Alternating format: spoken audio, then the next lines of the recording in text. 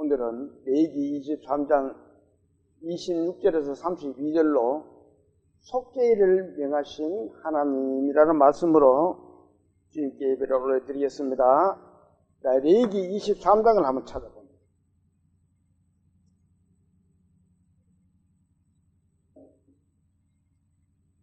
182페이지입니다. 찾았으면은 26절에서부터 32절까지를 같이 마음을 봐서 봉독을 해봅니다. 시작. 여호와께서 모세에게 말씀하여 이르시되 일곱째 달 열흘 날은 속죄일이니 너희는 성회를 열고 스스로 괴롭게 하며 여호와께 화제를 드리고 이날에는 어떤 일도 하지 말 것은 너희를 위하여 너희 하나님 여호와 앞에 속죄할 속죄일이 됨이라. 이 날에 스스로 괴롭게 하지 아니하는 자는 그 백성 중에서 끊어질 것이라. 이 날에 누구든지 어떤 일이라도 하는 자는 내가 그의 백성 중에서 멸절시키리니 너희는 아무 일도 하지 말라. 이는 너희가 거주하는 각처에서 대대로 지킬 영원한 규례니라. 이는 너희가 쉴 안식일이라. 너희는 스스로 괴롭게 하고 이달 아흘의 날 저녁 곧 그 저녁부터 이튿날 저녁까지 안식일을 지킬지니라. 아멘. 기도드리겠습니다. 은혜가 풍성하신 하나님 아버지, 어제는長단비를 내려주셨습니다. 저희들 마음에도 그 단비를 내리듯이 주님의 말씀으로 단비가 되게 도와주시옵소서. 오늘은 속죄일에 대해서 주님의 말씀을 듣고 공부를 하려 합니다. 말씀을 듣는 모든 사람들에게 그 마음밭을 잘 갈아주셔서 주님의 말씀을 듣고 그 마음에 깨달음이 올 수 있는 그런 시간 될 수 있도록 도와주시옵소서. 남은 시간들 주님께 부탁드리며 우리를 구원하신 예수님 이름으로 감사하며 기도 올립니다. 아멘.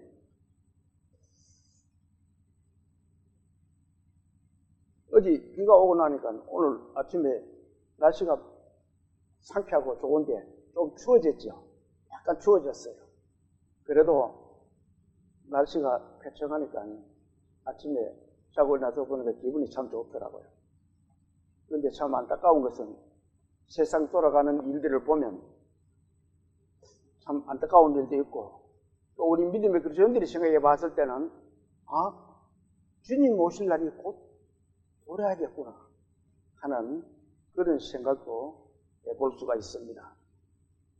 오늘은 하나님이 제정하신 7절기 가운데 그 6번째 절기인 속죄일에 대해서 하나님의 말씀을 찾아보고 공부하려고 합니다. 이 신약과 구약은 서로 보완적으로 신약을 통해서 구약의 약속을 이루게 하셨고 또 구약을 통해서 신약을 해석을 하고 있습니다. 그중 오늘 말씀드린 이 절기도 마찬가지입니다. 말씀을 듣고 모두 은혜의 시간 되시기를 소망합니다. 26절을 제가 한번 읽어보겠습니다.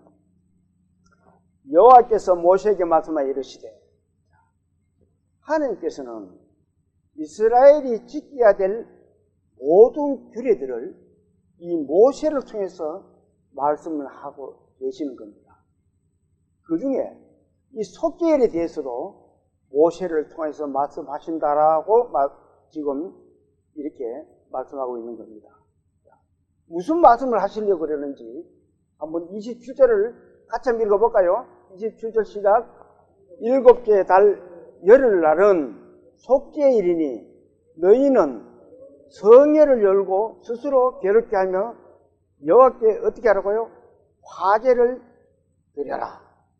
일곱째 날 열흘날, 일곱째 달 열흘날. 이쪽 달력을 한번 봅니다. 일곱째 달은 이 니산을, 이달을 유대인들은 1월달이라고 만들어놨습니다. 이게 1월달이에요. 유대력에는.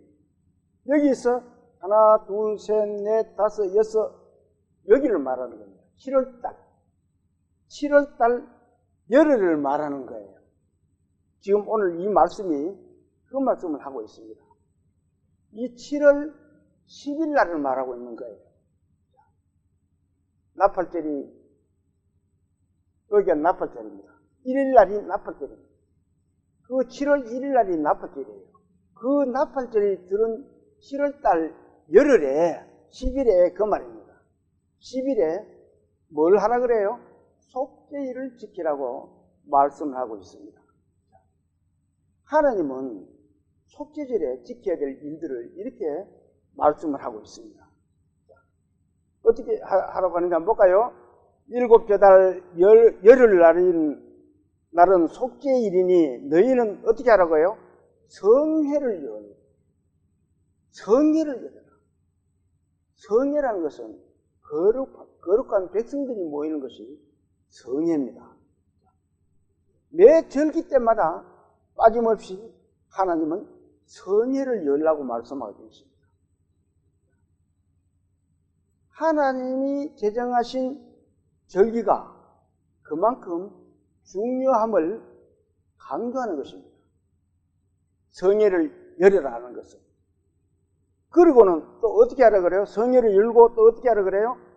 스스로 괴롭게 하며 여호와께 화제를 드리고. 스스로 괴롭게 해야 된다. 왜 스스로를 괴롭게 해야 되는지를 앞으로 쭉 공부를 하면서 볼 겁니다.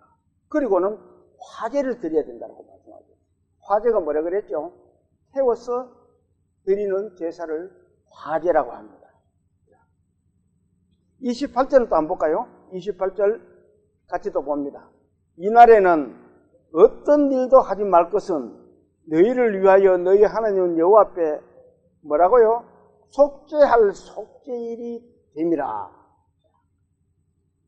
그런데 그 속죄일을 영원히 지키라. 속죄일은 1년에 한 번 이스라엘 민족이 속죄하는 날입니다. 이 속죄가 없으면 원수되었던 하나님과의 화목이 이루어질 수가 없어요. 아담 이후 지은 죄가 지금 저나 여러분들에게도 그 죄가 쭉 이어나오고 물론 유대인들에게도 이어져 내려왔습니다. 그것을 1년에 한 번 하나님 앞에 양의 피로, 염소의 피로 가서 제사장이 지성소에 들어가서 자, 우리 백성들을 속죄해 주십시오. 죄를 없이 해달라 그 말입니다.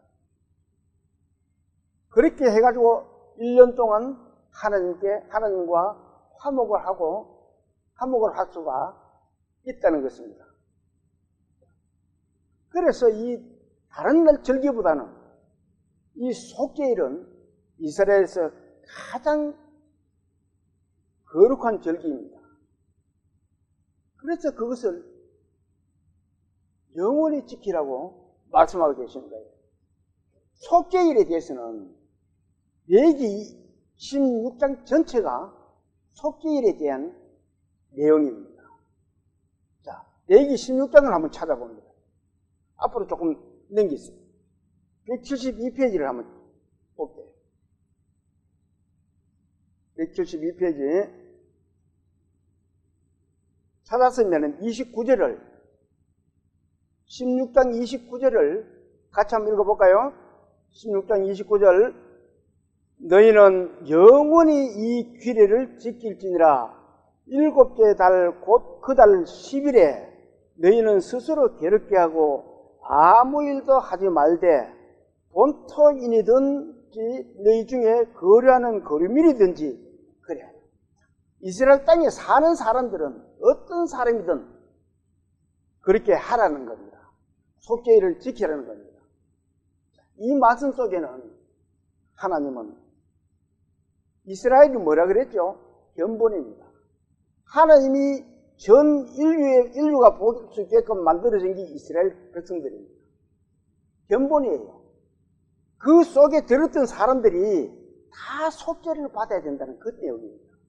그러면은 견본이면은 광야하게 보면은 자, 우리가 이 세상에 사는 모든 사람들이 이렇게 속죄를 지켜야 된다 그 말입니다. 저도 그렇고 여러분도 그렇고 또 이 말씀을 듣는 분이나 안 듣는 분이나 다 속죄를 지켜야 된다라고 그렇게 말씀하고 있습니다.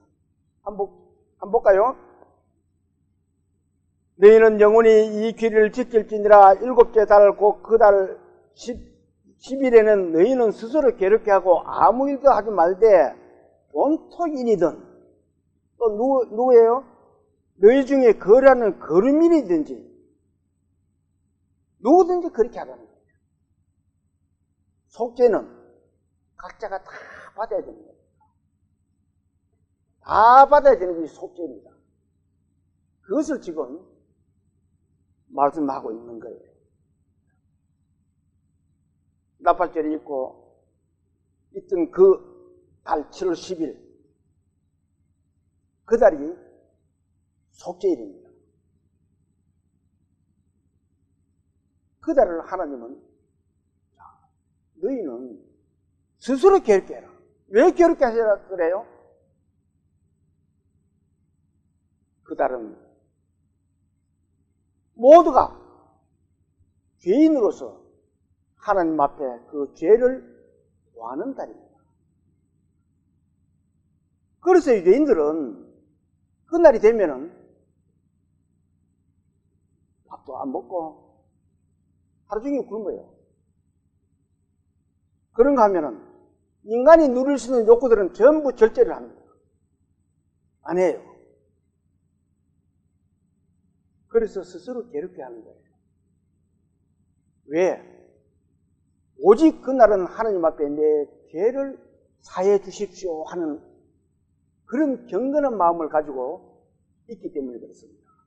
또 그렇게 해야 된다는 거예요.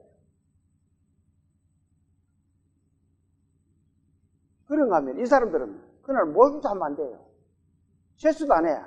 아무것도 안 해요. 이 말씀 속에는 우리가 깊이 생각해 볼 게 있어요. 우리가 모두 인간은 죄인이라 그랬잖아요. 그런데 그 죄를 없애기 위해서 우리는 어떻게 해요? 주님 앞에 매달려야 됩니다. 그런데 이 죄가 있으면 지옥 간다는 것을 우리는 알잖아요.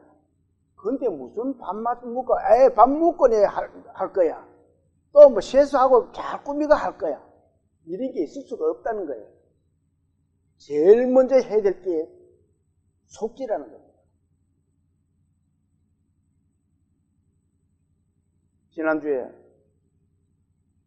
지난 일주일은 정말 바빴습니다.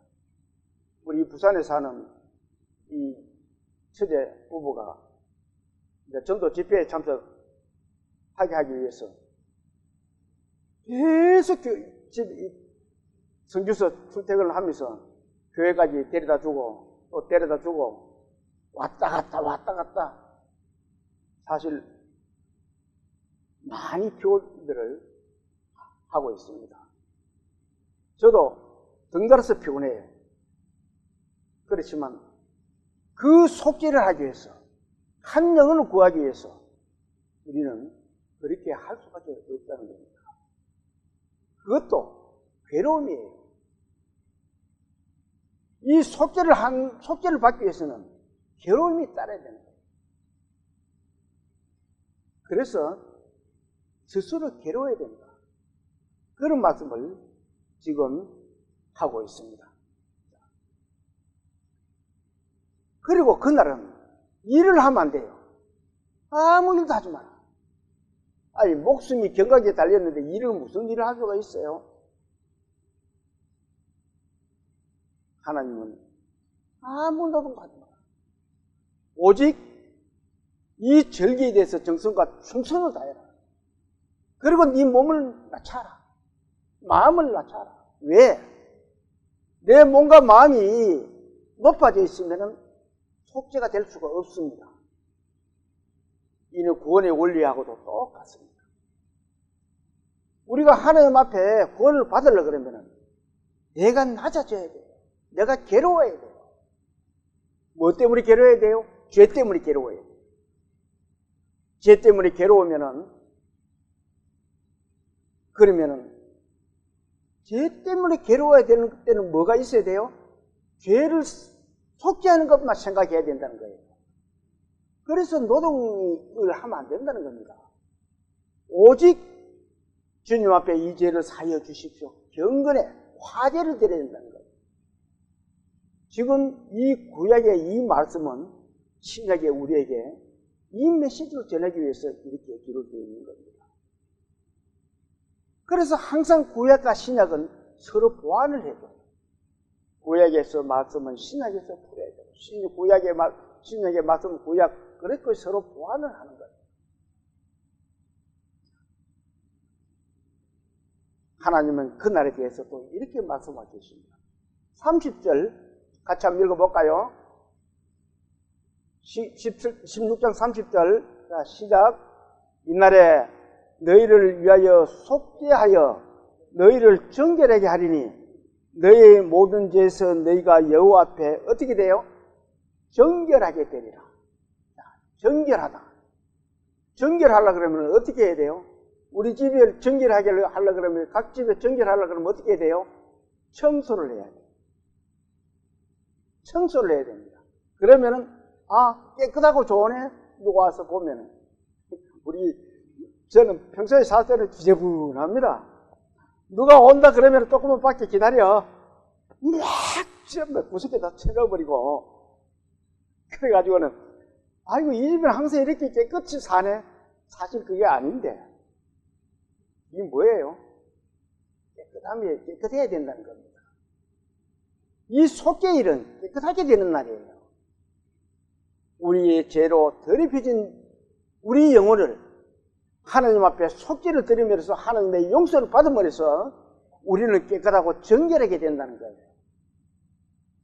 그래서 속죄일은 귀한 날이라는 겁니다. 중요한 날이고 귀한 날을 하나님은 또 이렇게 말씀하고 있어요.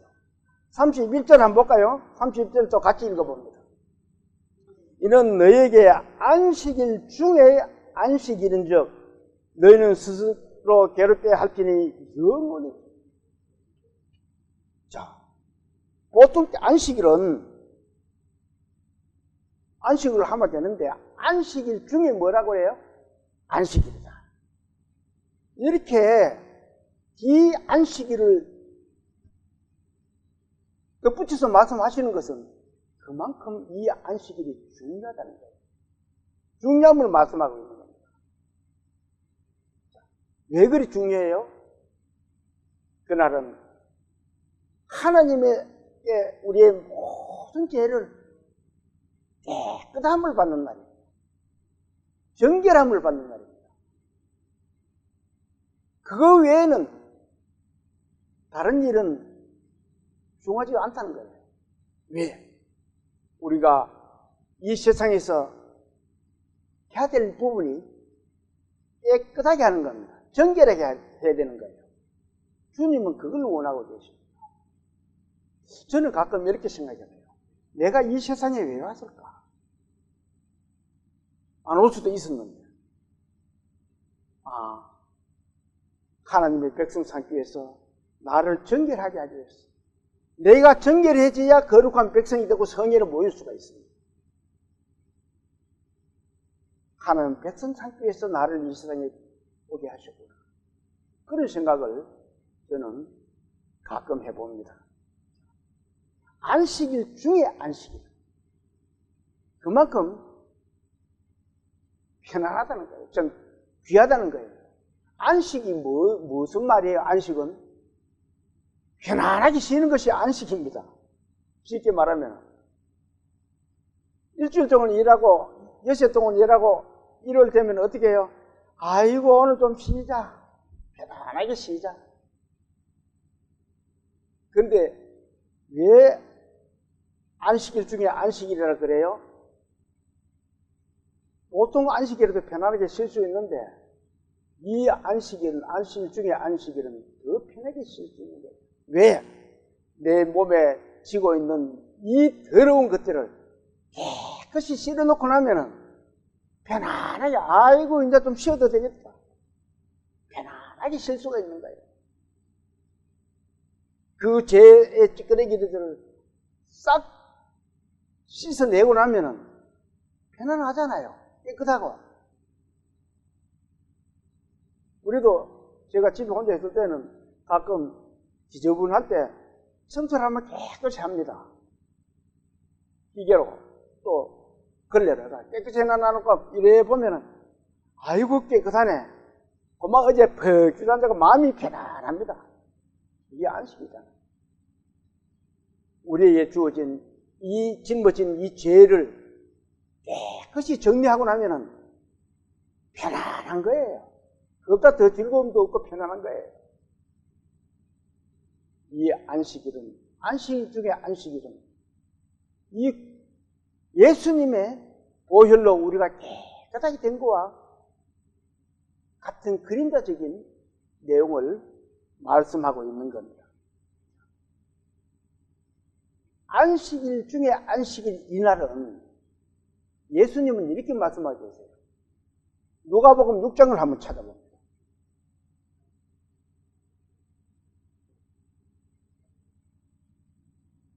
97페이지입니다.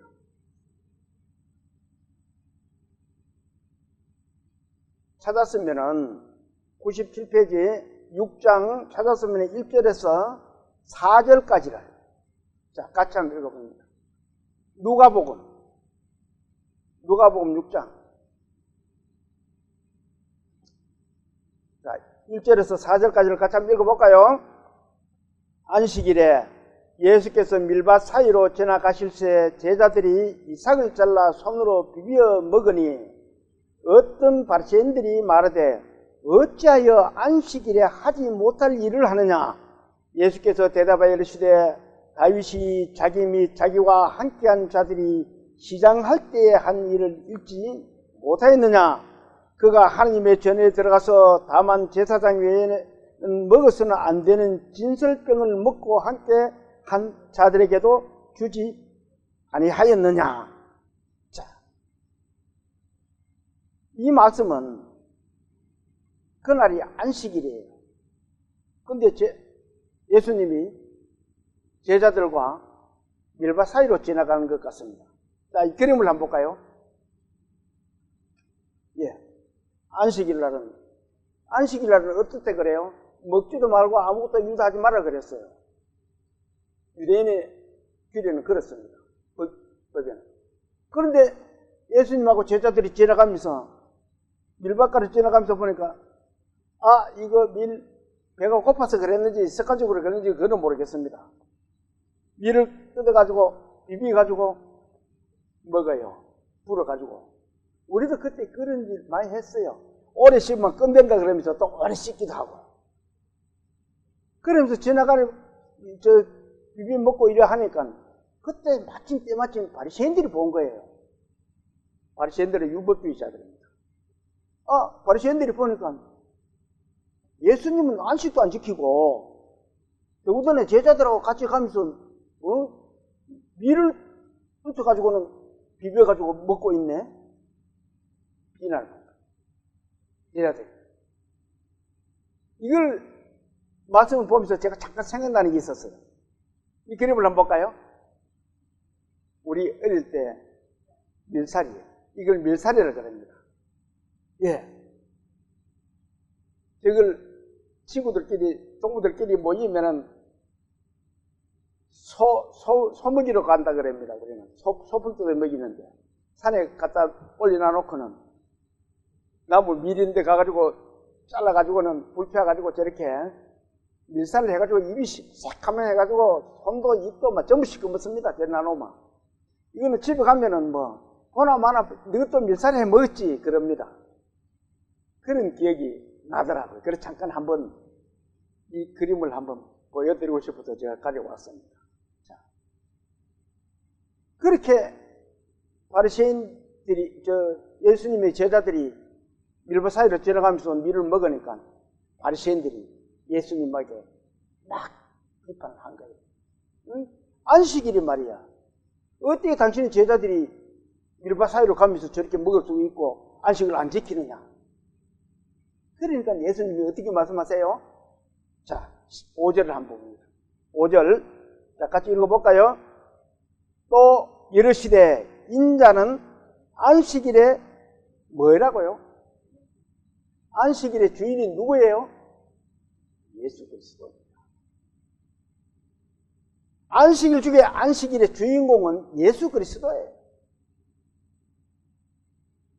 이 구약의 말씀은 이 신약의 예수 그리스도를 그림자로 우리에게 미리 보여주십니다. 예표예요. 우리는 이 말씀을 보면서 이 레위기에서 나오는 이 안식일 중에 안식일은 예수 그리스도를 말씀하고 있구나. 이렇게 서로 구약과 신약을 한번 보완적으로 볼 수가 있습니다. 이렇게 구약에서 말하는 것은 신약에 이루어질 사실이 있기 때문에 하나님이 그 규례를 어떻게 하라 그래요? 영원히 지키라고 합니다. 언제까지? 예수님 오실 때까지. 예수님이 맞을 때까지. 그걸 지키는 것이 이 구약의 안식입니다. 신약에 와서는 그림자라 그랬어요. 신약에 와서는 예수님 자체가 이 구약의 본체십니다. 그걸 지금 우리는 공부를 하고 있습니다. 자, 다시 레위기 16장 한번 볼까요?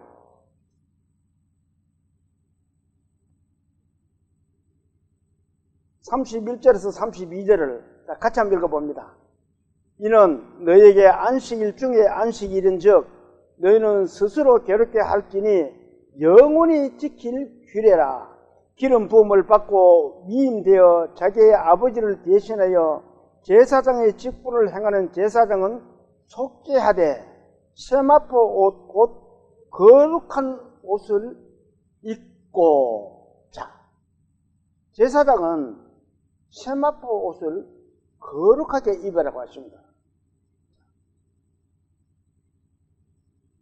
신약에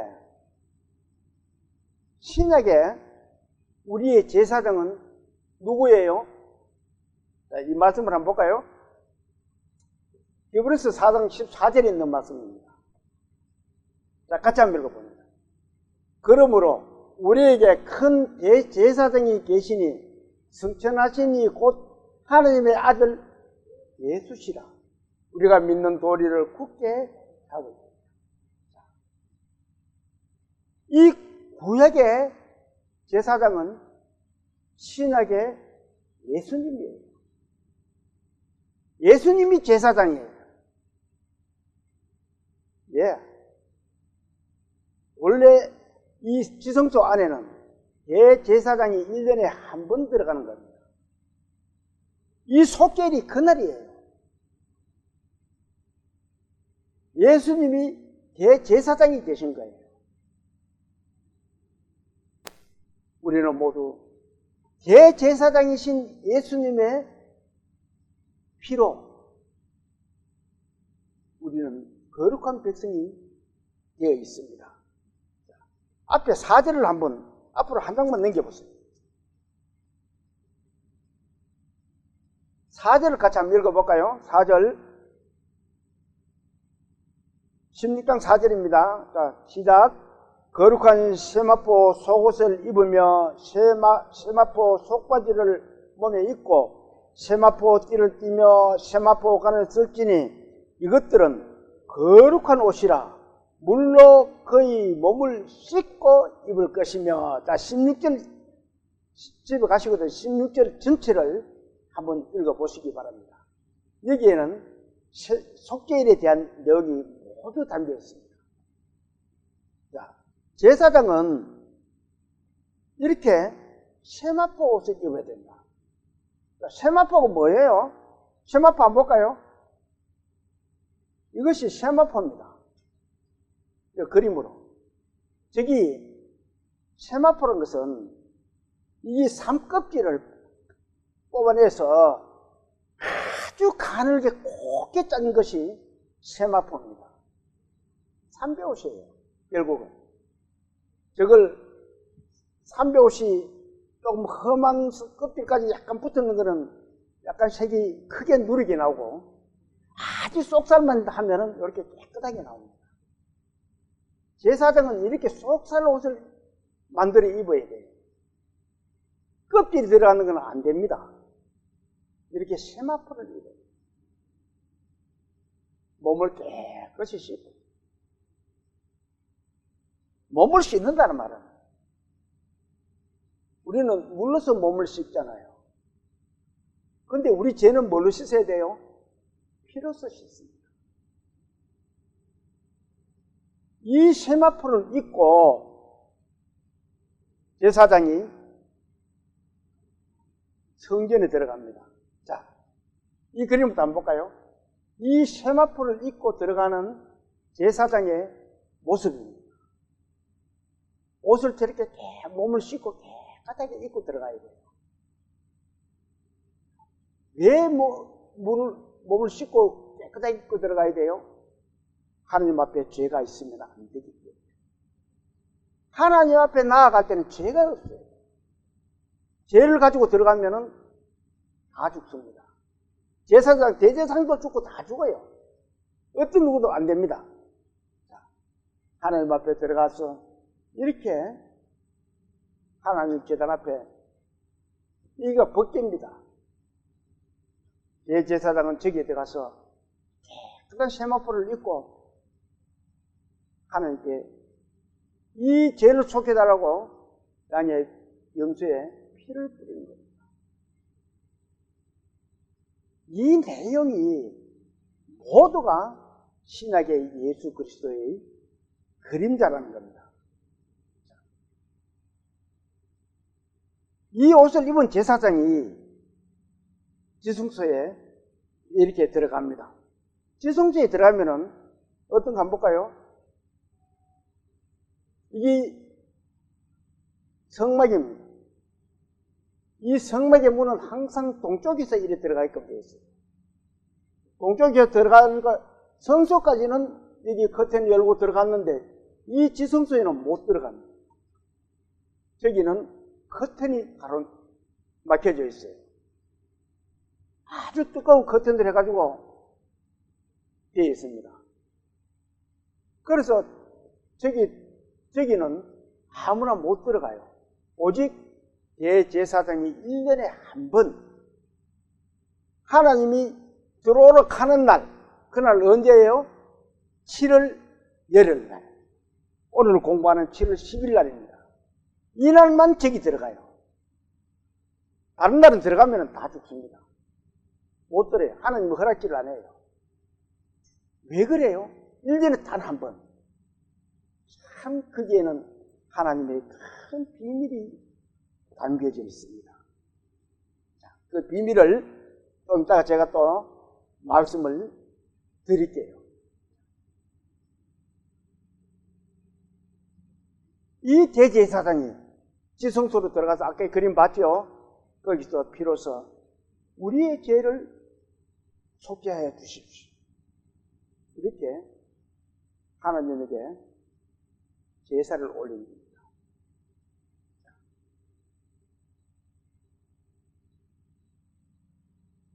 신약의 말씀을 한번 보도록 하겠습니다. 마가복음 15장을 한번 찾아요.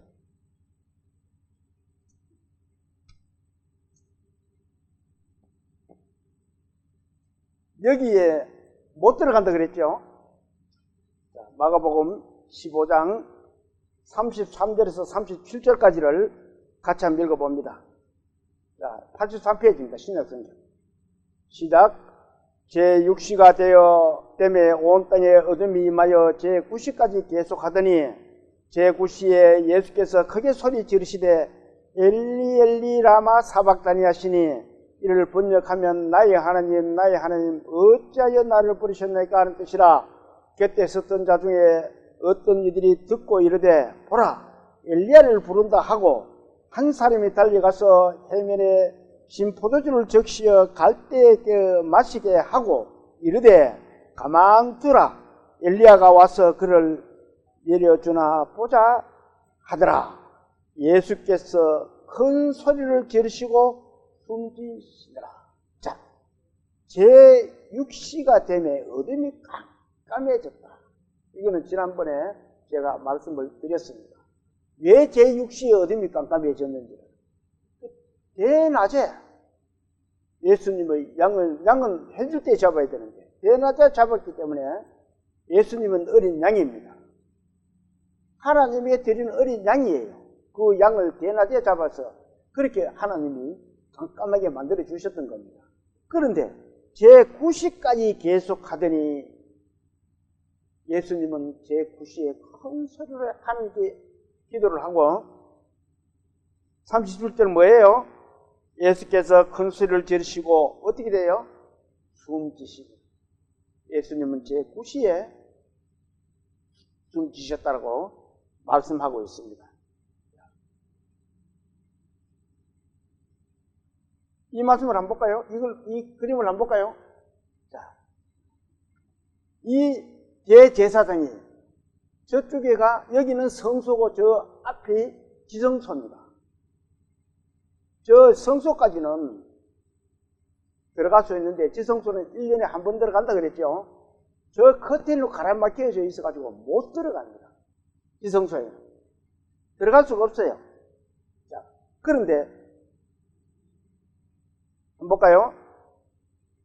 38절을 한번 읽고 이 말씀을 봅시다. 이 그림을 봅시다. 38절 시작. 이에 성소 휘장이 위로부터 아래까지 찢어져 둘이 되니라. 39절도 읽읍시다. 예수를 향하여 섰던 백부장이 그렇게 숨지심을 보고 이르되 이 사람은 진실로 하나님의 아들이었도다 하더라. 자, 진실로 하나님. 예수님이 숨지시자마자 이렇게 가로막혀 있던 이 휘장이 위에서부터 아래로 찢어진 겁니다. 사람이 위에서부터 찢게 만들려고 하면 수다리를 놓든지 무술을 놓든지 해야 됩니다. 그런데 이 사람이 하지도 않았는데 이렇게 위에서부터 커튼이 쫙 찢어진 거예요. 이 무엇을 말합니까? 하나님이 하신다는 거예요. 우리 인간이 했는 게 아니고 하나님이 위에서 이렇게 찢어 주셨다는 겁니다. 지금 이 38절이 끝났습니다. 이에 성소 휘장이 어떻다고 위로부터 아래까지 찢어져 어떻게 된다고요? 둘이 된다. 자, 여기는 찢다가 말았는데 사실 이 끝까지 다 찢겨져가지고 따로따로 되었다 이 말입니다. 그러면은 이게 무슨 뜻이에요? 안에 들어가도 된다는 뜻입니다. 이렇게 가로막혀져 있는 휘장이 예수님이 돌아가시자마자 이렇게 찢어졌다는 겁니다. 이 지성소에는 지성소라는 말은 지극히 거룩한 곳이다 이 말입니다. 하나님이 임재하고 계시기 때문에 하나님의 이름이 임재하고 계시는 곳이기 때문에 지극히 거룩한 곳이 지성소입니다. 이 지성소에는 아까도 말씀드렸지만 1년에 한 번 모든 죄를 대제사장이 저기 들어가서 하나님께 제사를 드리고 속죄를 받는 그런 날입니다. 하나님은 이스라엘에게 율법을 주셨어요. 왜 저런 것을 만들어 놨을까요? 우리가 생각할 때는 왜 하나님이 번거롭게 왜 저렇게 하셨을까? 그런 생각이 들잖아요. 하나님은 율법을 주셨어요. 유대인들에게. 그 율법을 어긴 유대인들은 하나님과 화목하려고 그러면은 이 과정을 꼭 거쳐야 돼요. 그렇지 않으면은 하나님과 화목이 이루어질 수가 없어요. 죄인으로 살아야 돼요.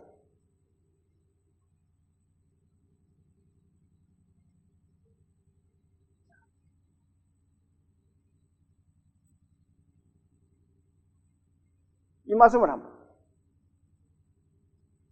이번에서 10장 20절에 있는 말씀입니다. 같이 한번 읽어볼까요? 그 길은 우리를 위하여 휘장 가운데를 열어놓으신 새로운 뭐래요? 살 길이다. 휘장은 곧 그의 육체입니다. 이 휘장은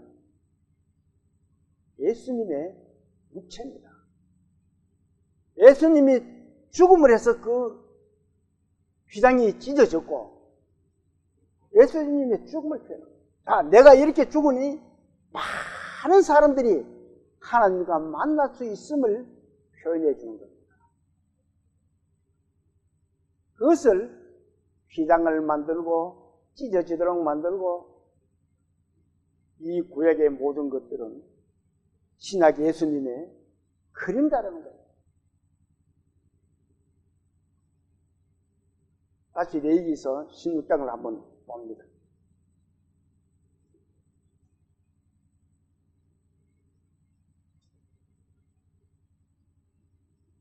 34절을 볼까요? 34절, 33절부터 34절을 봅니다.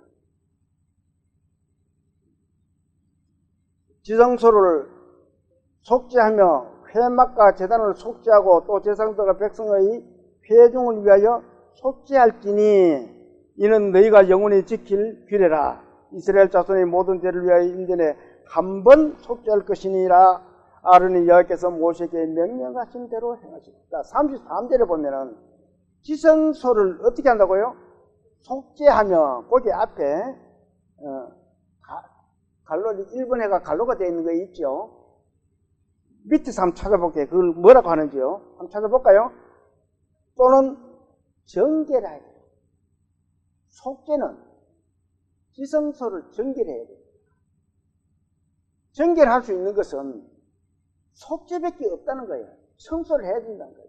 죄를 청소하지 않으면 깨끗하게 청결이 되지 않다는 것을 말씀하고 있는 겁니다. 그것을 예수님은, 하나님은 우리에게 예수 그리스도의 그림자임을 이렇게 보여주시고 계시는 겁니다. 34절에 보면 이는 너희가 어떻게 하라고요? 영원히 지킬 규례다. 31절에도 말씀하시고 또 34절에도 영원을 지킬 규례다라고 반복을 해서 말씀하고 계십니다. 우리가 인간의 관점에서도 보면 중요한 부분은 어떻게 해요? 반복을 합니다. 반복을 해요. 아까 그러면 듣는 사람은 아까 이야기했잖아. 아니야, 이 중요하기 때문에 한 번 더 드려야 돼. 하나님이 이렇게 반복을 하시는 것은 그만큼 속죄일이 중요함을 우리에게 말씀하고 있는 겁니다. 이것을 영원한 필요로 지켜요. 그것은 뭐냐면 속죄가 꼭 되어야 된다는 그런 의미가 담겨져 있습니다. 이 세상의 모든 사람들은 속죄가 되어야만이 거룩한 백성으로서 하나님의 선의에 참석할 수 있음을 말씀하고 있는 겁니다. 그런데 참 안타깝게도 많은 사람들에게 하나님의 말씀을 전해보지만 참 들어오기가 힘듭니다. 또 그 이야기인데 부산에 우리 처제하고 말씀을 듣고 죄가 사해지면은 어떻게 해요? 마음이 어때요? 편안하고 기분이 좋고 이 말씀을 누구한테 전해주고 이래야 되는데 지금은 구원을 받았다. 정말 내가 죄를 씻겨줬다라고는 말은 하면서도 기쁨이 전에 우리가 받은 그 기쁨의 절반도 안 돼요. 3분의 1도 안 돼요. 그게 왜 그럴까? 저는 생각해 봤을 때, 사랑이 식어가고. 이 주님 오실 때가 되면 사랑이 식어간다고 성경에 분명히 말씀하고 있습니다. 그렇고, 이 세상 것이 너무 누릴 것이 많았어요. 정말 내가 갈급하고 거래가 찾았으면은 그것이 중에서 귀정함을 알고 가치를 느낄 건데 그렇지를 못하고 있는 것 같아요. 사람들이. 지옥 가니까 저 말씀에 예수님이 우리가 청결하지 않고 죄를 가지고 있으면 지옥 가니까 저 말씀 하니까 맞네. 이제 나 천국 가게 됐네. 이 정도로서 끝이 납니다. 저는 우리 어땠어요? 여러분은 어떤지 모르겠는데 저는 처음 구원받고 사람이 반 미쳤어요. 정말 저는 그랬습니다. 그렇게 좋고, 이야, 정말 나는 하나님의 백성이 됐다. 한두 달까지는 막, 거기서 붕 떠가 있는 거예요. 근데 지금 사람들은 그런 게 없으니 참 안타깝다는 생각이 들어요. 복음이 전해지는 것은 금방 내가 구원을 받고 난 뒤에 그때 가장 복음이 잘 전해집니다. 왜? 가장 하나님의 역사가 강하게 나타나기 때문에. 성령의 힘이 가장 강하게 나타날 때가 내가 각 구원받고 그 말씀을 전하고 이 말씀을 전하지 않으면 못 견딜 정도가 될 때가 그때입니다. 그런데 세월이 흐르고 지금 여러분들이나 제 생각은 어때요? 아이고 저 사람 구원 받으면 좋겠는데 그만 생각만 가지고 있지 가서 적극적으로 저는 못합니다. 여러분들은 할 수 있어요? 하고 계세요? 저는 만나는 사람마다만 그 얘기하는 거예요. 구원 받아야 된다고. 이 사람이 저 사람은 미쳤나 이랬었어요.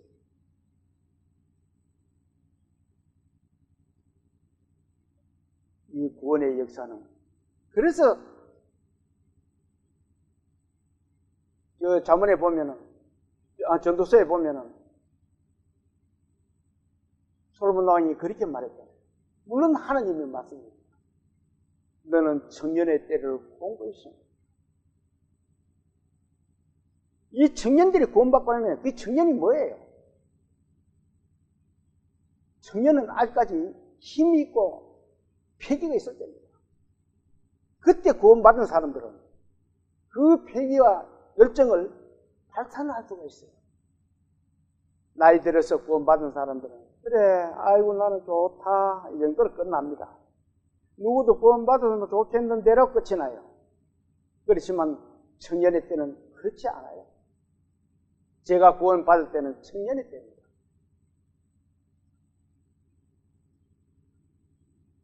사람들이 그 청년의 때에 모두가 이 안식일을 맞이할 수 있는 그런 시대가 되었으면 좋겠다는 것이 제 간절한 소망입니다. 자. 이는 너희가 영원히 지킬 규례라 이스라엘 자손의 모든 죄를 위하여 어떻게 하라고요? 이 34절을 같이 한번 읽어봅니다. 이는 너희가 영원히 지킬 규례라 이스라엘 자손의 모든 죄를 위하여 어떻게 해요? 1년에 한 번 속죄할 것입니다. 자, 이 속죄일은 1년에 한 번입니다. 1년에 여러 번 들어가는 것이 아니고 1년에 한 번이에요. 이 1년에 한 번 들어가서 그렇게 하나님께 대제사장이 제사를 드리는 것은 1년밖에 유효하지를 못해요. 그 제사는. 그것도 피를 가지고 그 지성소에다가 뿌리고 바르고 이렇게 하는 겁니다. 히브리서 9장을 한번 볼까요?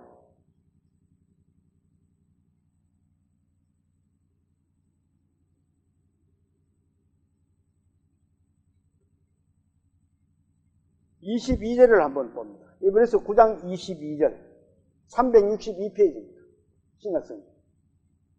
왜 피로써 발라가지고 정결하게 되는지를 히브리서 기자는 이렇게 기록하고 있습니다.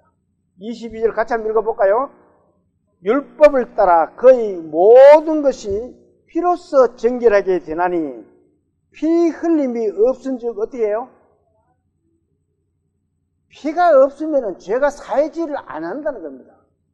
왜 피가 있어야 되는지 그건 저는 잘 몰라요. 이거는 하나님의 법입니다. 우리가 하나님의 법을 왜 그랬어요? 우리 인간 법을 안 하고 할 수가 있어요? 안 된다는 겁니다. 하나님이 법으로 피가 있어야 죄를 살 수 있다라고 했으면 그 하나님 법에 순종, 그 순종만 하면 돼요. 하나님이 그렇게 말씀하셨으니까 저는 순종하겠습니다. 아, 피가 있어야 되는군요. 이렇게 순종을 하면 돼요. 근데 왜 피가 있어야 되지? 피 없이는 안 되나? 죄 지으면은 영장과 사고를 나면 그 뿐이지. 하나님의 생각과 우리의 생각과는 다릅니다. 하늘에 계신 하나님을 그러면 우리 생각으로 맞추려고 하면 하나님을 끌어내리셔야 돼요. 감히 지음을 받은 자가 어떻게 지은 자를 끌어내릴 수가 있어요? 10장 옆에 10장 있죠? 10절에서 14절까지를 한번 봅니다. 자, 시작. 이 뜻을 따라 예수 그리스도의 몸을 단번에 들으심으로 말미암아 우리가 거룩함을 얻었노라.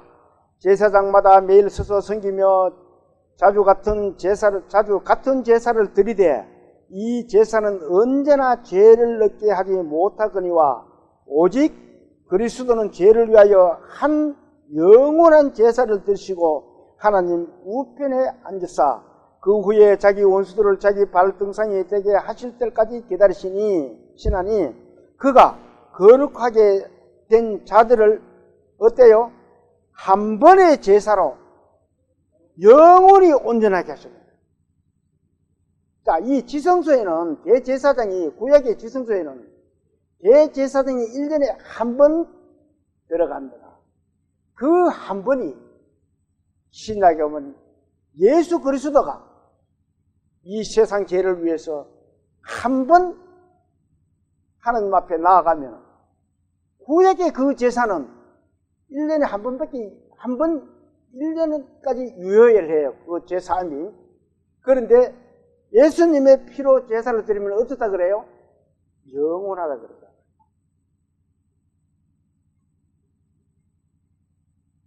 영원한 제사가 되는 겁니다. 예수님의 제사. 자, 뒤로 한 장 또 한번 넘겨볼까요? 17절, 18절을 같이 또 읽어봅니다. 자, 또 그들이 10장 10절입니다. 10장 17절이에요. 또 그들의 죄와 그들의 법법을 내가 다시 기억하지 아니하리라 하셨으니 이것들을 사신즉 다시 죄를 위하여 어떻다고요? 제사를 드립니다. 이 구약의 율법의 제사는 1년에 한 번 들어가서 하고 나면은 1년밖에 유효하지를 않아요. 그런데 예수님의 보혈의 제사는 어때요? 한 번 하면은 다시는 제사 드릴 필요성이 없다. 얼마나 편안해요. 제사 드릴 필요성이 없으니까. 저와 여러분이 그런 사람이에요.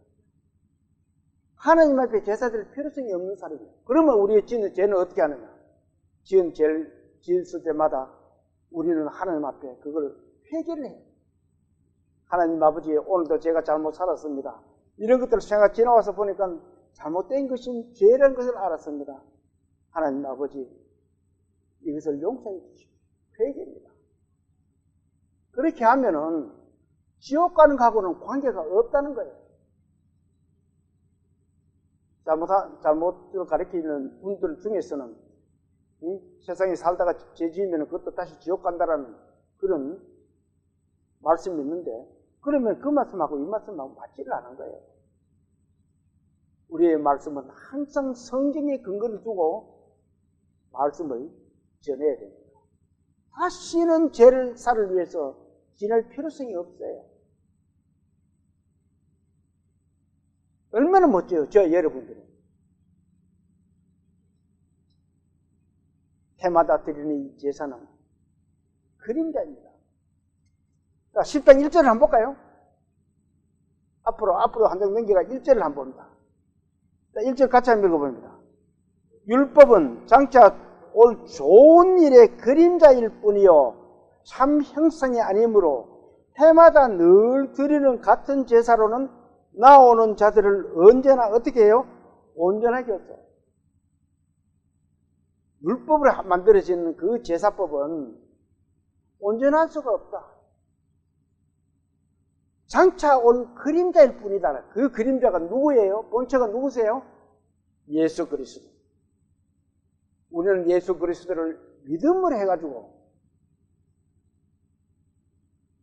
모두가 의인이 되고 하나님의 성회에 참석할 수 있는 조건을 갖춘 사람들입니다.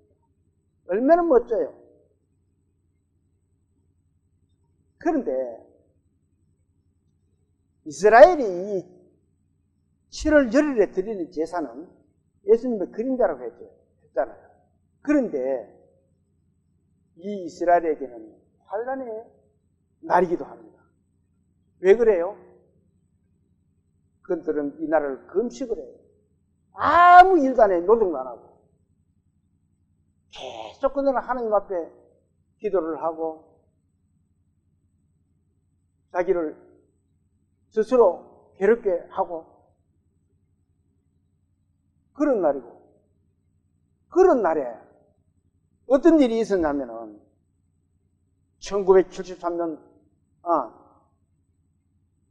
10월 6일 73년도입니다. 10월 6일에 중동 전쟁이 일어났습니다. 그때가 이스라엘하고 그 주위에 있는 나라들이 이스라엘 주위에 있는 나라들이 이스라엘을 쳐들어간 거예요. 언제냐? 그 날입니다. 속죄일. 군인들은 휴가를 다 갚으리고 없고 이스라엘에서는 큰 권익을 치렀던 거예요. 그게 중동전쟁입니다. 그렇게 기습 공격을 받은 유대인들은 정말 우리는 하나님 앞에 이렇게 기도를 하고 제사를 드리는데 그들은 그렇게 생각했을 거 아니에요. 왜 저렇게 사람이 에집트나 애굽에서나 이렇게 쳐들어와가지고 우리를 이렇게 괴롭히느냐? 이집트와 시리아는 이스라엘 주변 국가들입니다. 이 모습을 저는 어떻게 생각했냐면 이스라엘은 하나님의 백성들이에요. 하나님이 그렇게 말씀하셨습니다. 구원받은 우리 믿음의 성도들은 하나님의 백성입니다. 우리는 항상 경건한 삶을 살아가고 있습니다. 주님 앞에. 그런데 우리를 괴롭게 해요. 어떤 것들이? 주위에서, 환경들이. 그건 왜 그래요? 항상 하나님의 적이 되는 마귀들이 우리 주위에서 우리를 계속 괴롭히게 해요. 그것은 그렇지만 이스라엘이 승리를 합니다. 그렇게 다 쳐들어와도 처음에 이스라엘이 없어질 것 같았어도 그렇지를 않았어요. 승리를 하였습니다. 그런가 하면 걸려와가지고 23년 전에 또 뭐가 쳐들어왔어요? 그날에 또 하마스가 쳐들어왔어. 그 전쟁은 아직까지 지금 계속되고 있습니다. 하마스가 쳐들어온 그 전쟁은. 우리 믿음의 구원의 식구들도 항상 내 주위에 이 마귀의 세력들이 호시탄탄 노리고 있다는 것을 알아야 됩니다. 준비를 하고 있어요. 그것은 내 모든 것을 하나님께 맡기고 사는 그런 삶이 되어야 된다는 겁니다. 이스라엘에게 이렇게 주위에서 공격해 들어오는 것은 하나님이 그들에게 경고를 하시는 거예요. 자, 나를 이렇게 정확하게 믿지 않고 너희들이 세상 것을 따라가면은 내가 주위에 있는 마귀들을 너희에게 진출시킬 거야. 하나님의 경고의 메시지입니다. 구원받은 우리 성도들에게도 그런 일이 생긴다면 그게 하나님의 경고의 메시지임을 알아야 된다는 거예요. 그래서 그날은 이스라엘에게는 환란의 날이 됩니다. 어떻게 보면 우리 구원받은 우리 믿음의 그리스도인들에게도 주위의 환경 때문에 환란의 날이 될 수도 있습니다. 그러나 우리는 항상 하나님을 믿고 승리하는 삶을 살아가야 돼요. 오늘 이스라엘의 이 속죄절은 예수님의 그림자임을 우리는 공부를 하였습니다. 우리 죄를 위해서 영원한 속죄를 하신 우리 예수님께 감사하며 오늘 오전 예배를 마치겠습니다. 기도드릴게요. 천지 만물을 지으시고 인간의 생사 화복을 주관하신 하나님 아버지, 오늘 이스라엘의 속죄의 날을 공부하였습니다. 그 속죄의 날이 우리에게는 주님을 만난 날이 그 속죄의 날입니다. 주님, 이 말씀을 듣는 모든 사람들이 주님의 이 속죄를 맞이할 수 있도록, 그리고 힘을 얻을 수 있도록, 성소가 될 수 있도록 주님께서 이끌어 주시고 크게 역사하여 주시옵소서. 각처에서 말씀을 듣고 계시는 모든 분들에게도 주님 큰 은혜를 베풀어 주셔서 그 가정에 화목과 화평과 평안을 누릴 수 있는 그런 하나님의 자녀들 다 될 수 있도록 도와주시고 힘을 얻는 속결이 될 수 있도록 이끌어 주시옵소서. 저희들의 남은 삶을 주님께 부탁드리며 우리를 구원하신 예수님 이름 받들어 감사하며 기도 올립니다. 아멘.